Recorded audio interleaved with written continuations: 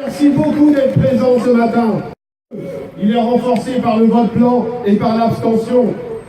Le vote blanc ou l'abstention, c'est une demi-voix donnée à Marine Le Pen. Et nous n'en voulons pas. Nous n'avons pas voulu pratiquer l'ambiguïté. Et nous avons préféré un discours clair. Un discours clair d'abord sur le Front National.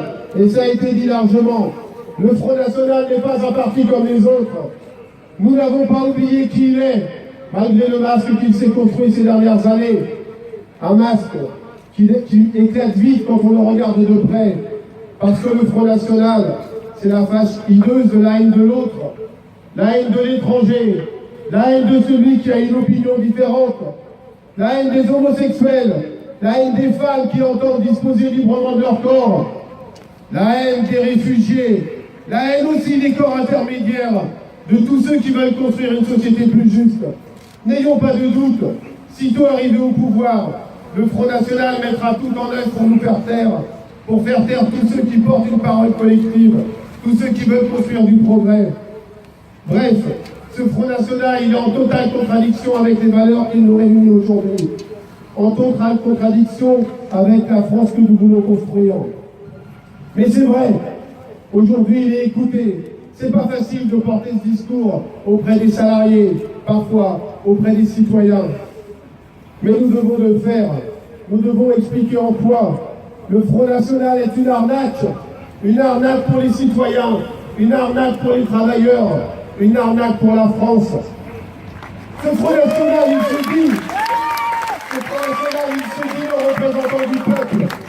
Mais son programme économique entraînera la ruine des gens modestes. Ce Front National, il dit même qu'il prétend apaiser le pays.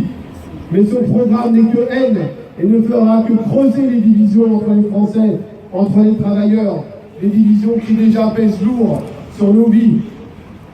Alors, face au Front National, nous devons être à la hauteur du défi de notre temps, du défi de notre histoire, en étant solides sur nos valeurs de solidarité, de démocratie, de liberté et d'égalité. Et en dénonçant, comme ça a été fait ce matin, les promesses illusoires pour les citoyens et pour les salariés. Alors disons-le, nous sommes nombreux, à défendre une France ouverte et fraternelle. Mais nous devons, comme l'a dit Nadia, être persistants, nous devons être constants dans cet effort, nous devons travailler encore plus, écouter évidemment ce qui fait le mal-être des citoyens et des salariés, et construire ensemble des réponses adaptées. C'est ce que nous faisons les uns et les autres. J'en suis conscient tous les jours, dans les entreprises, dans les communes, dans les territoires, dans tous les lieux de vie. Mais nous devons le faire encore plus demain. Nous devons être encore plus présents pour non seulement repousser le Front National dans les urnes de 7 mai, mais également le repousser dans les consciences, le repousser dans les idées, faire en sorte que ce qui gagne, c'est la France qui est la nôtre, une France fraternelle et ouverte. Alors, puisque nous pratiquons par l'ambiguïté, comme c'est marqué sur un certain nombre de panneaux, d'abord il faut contrer le Front National, il faut le repousser.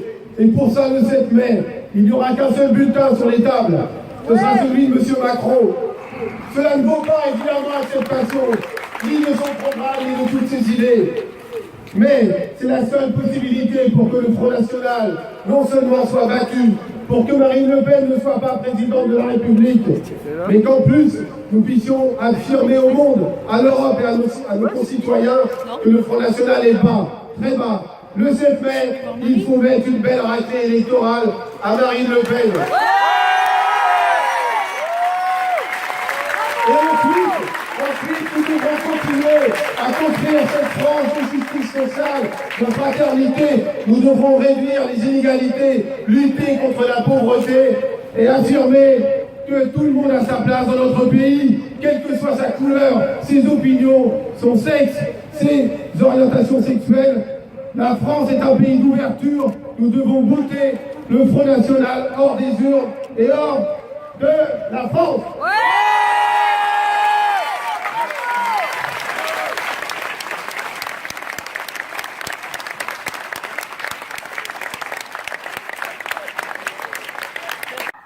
Le rendez-vous a été donné ce matin dans le 19e arrondissement. arrondissements de la capitale. Un défilé presque monochrome rassemblant uniquement la CFDT et l'UNSA.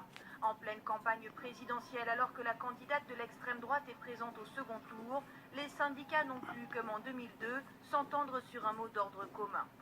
Il s'est passé depuis 2002, on le voit malheureusement, une forme d'atonie, c'est-à-dire une forme d'habitude du Front National. Cette habitude, il faut qu'on la mette, la fasse voler en éclats. C'est pas possible qu'on s'habitue que l'extrême droite dans notre pays soit aussi fort. Pour la CFDT, le barrage contre le Front National devait être le seul objectif de la journée. Mais la CGT et FO voulaient aussi inclure des revendications.